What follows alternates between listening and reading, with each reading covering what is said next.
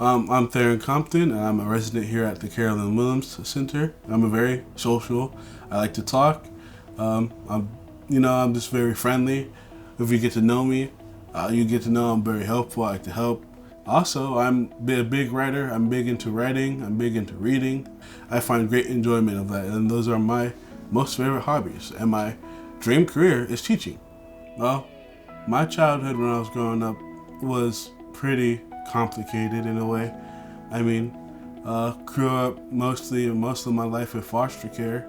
When I was first put in foster care, I was between 7 or 8. One of my biggest things was my father promising he'll keep picking me up from the system and never coming back. That was one of the things that made me really mad, because he never did that. He never followed up on his words, and that's your father. Personally, I think the biggest challenge was to accept change.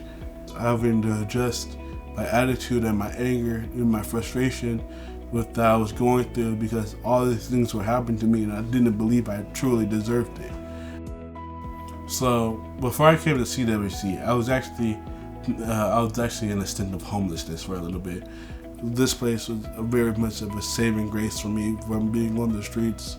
It feels comfortable, it feels reliable, it feels like, I have, you're gonna have a place to sleep tonight.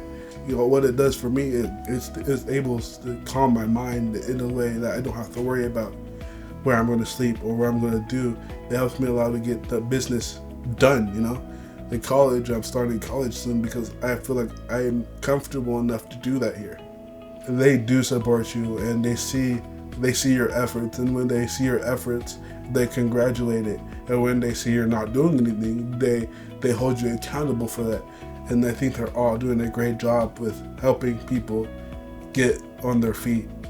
Carolyn Williams Centers feel like home to me, and I probably wouldn't have it anywhere else.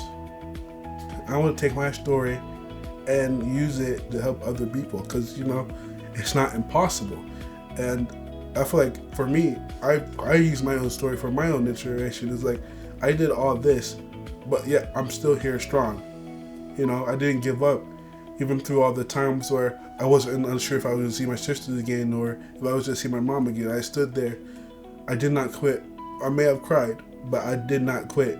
In the future, what all the foster care and everything is going to be a small footnote. I'm only 19. My story is not over. It is just beginning.